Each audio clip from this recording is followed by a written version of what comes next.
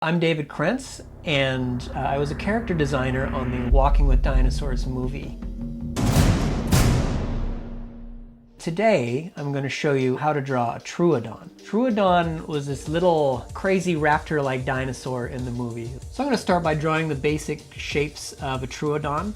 They have a very long head, extremely large eyes, oval body, a long, relatively stiff tail, and a long S-curved neck, and like most fast-running dinosaurs, a pretty wide pelvis. Long, skinny legs. And the really neat thing about this dinosaur that really shows you its relationship to birds are the way that its arms were constructed. Its wrist could fold back onto itself.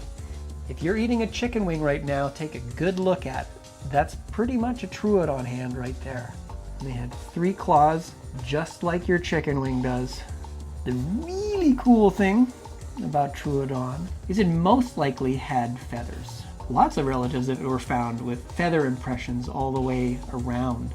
And these weren't little feathers, they were quite large feathers. Sometimes on the bone itself there are little indications of larger quills that would attach to the edge of the arms. These weren't flight feathers. Flight feathers are generally asymmetrical, that is, the vein of the feather is near the front. These feathers seem to just have the vein down the center. This is a almost life-size skull of a velociraptor. Troodon was a little more rounded, a little more tubular. And Troodon had an even larger eye socket that developed for vision at nighttime. If you looked at Troodon from head on, those eyes pointed forward the same way that ours do, indicating it was a pretty darn good hunter because it needed depth perception to navigate its environment very carefully while it was chasing or hunting down prey. So those are the basic shapes of this guy. What was really fun for me was coming up with some poses that captured his personality because he was just sort of crazy and skittish. So I'm going to do some fast gesture sketches. Just invest very little time here to come up with a cool pose that I can draw this creature in. I think this is the one I'm going to develop a little bit further.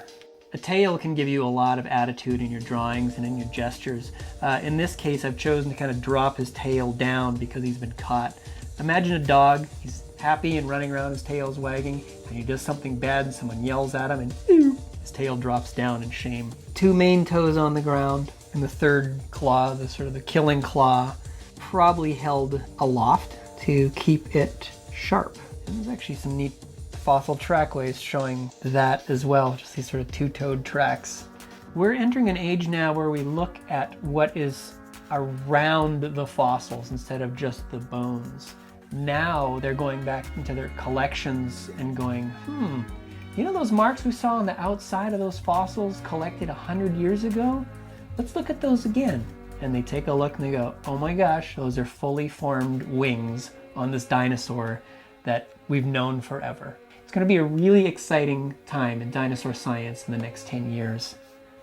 So I'm pretty happy with this drawing, so that's our Troodon.